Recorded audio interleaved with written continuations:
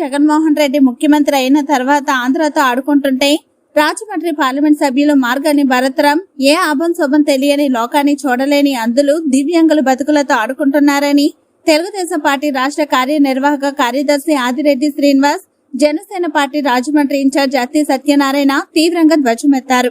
స్థానిక ప్రభుత్వ ఆసుపత్రి పక్కన ఉన్న జిఎన్ అందుల పాఠశాలను ఇటీవల అక్కడి నుంచి అన్యాయంగా తరలించిన నేపథ్యంలో వారికి ప్రత్యామ్నాయం చూపించాలని డిమాండ్ చేస్తూ అందులు దివ్యాంగులపై చేసుకోవడం ఏంటని ప్రశ్నిస్తూ వాటికి సమాధానం చెప్పాలని డిమాండ్ చేస్తూ రాజమండ్రి సబ్ కలెక్టర్ కార్యాలయం ఎదుట టీడీపీ, జనసేన, సిపిఎం, సిపిఐ వివిధ దివ్యాంగ సంక్షేమ సంఘాలు ఆందోళన చేపట్టాయి.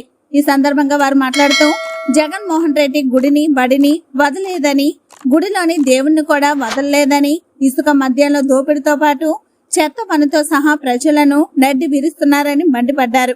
రాజమండ్రిలో అయితే ఎంపీ మార్గాని భరత్రాం అందరు దివ్యాంగులపై ప్రతాపం చూపిస్తూ జాలి, దయ, కనికరం లేకుండా వ్యవహరిస్తున్న తీరు అన్యాయం అన్నారు. జిఎన్ అందుల పాఠశాల రాజమహేంద్రవరంలో 20 ఏళ్లకు పైగా ఒకే చోట నిర్వహిస్తున్నారని, దక్షిణ భారతదేశంలోని జిఎన్ అందుల పాఠశాల మొట్టమొదటి ఈ పాఠశాల స్థాపించినప్పటి నుంచి ఇప్పటి వరకు సుమారు 8,000 మంది ఉన్నత విద్యను అభ్యసించి వారి ప్రతిభతో వివిధ హోదాల్లో ప్రస్తుతం వివిధ ప్రాంతాల్లో పనిచేస్తున్నారని, మన రాజమండ్రి చుట్టుపక్కల ప్రాంతాల్లోనే 200 మంది ప్రభుత్వ ఉద్యోగులు చేస్తున్నారని వివరించారు. అటువంటి ఘనచరిత్రలోని పాఠశాలలోని విద్యార్థులను ఎటువంటి కనికరం లేకుండా పోలీసులు, రెవెన్యూ అధికారులు జిఎన్ అందుల పాఠశాల ఆవరణలోకి వెళ్లి గేట్లు మూసేసి ఆగమేఘాలపై విద్యార్థులు సామాగ్రిని వాహనాల్లో తరలించారని, షెడ్లు, నిర్మాణాలను నేలమట్టం చేసి భయానక వాతావరణం సృష్టించారని మండిపడ్డారు. ఇదే మీ ఇంట్లో పిల్లలకి ఇలా జరిగితే మీరు ఊరుకుంటారా అని అడుగుతా ఉన్నాను. కళ్ళు లేని వీళ్ళపైన మీ ప్రతాపం, సిగ్గుపడాలి ప్రభుత్వం. సుమారు 8,000 మంది ఉన్నతమైన విద్యను ఇక్కడ పొంది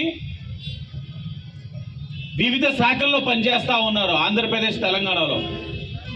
ఈ రాజమహేంద్రవరం పరిసర ప్రాంతాల్లో సుమారు 200 మంది ఉన్నారు ఈ పాఠశాల నుంచి విద్యని పొంది.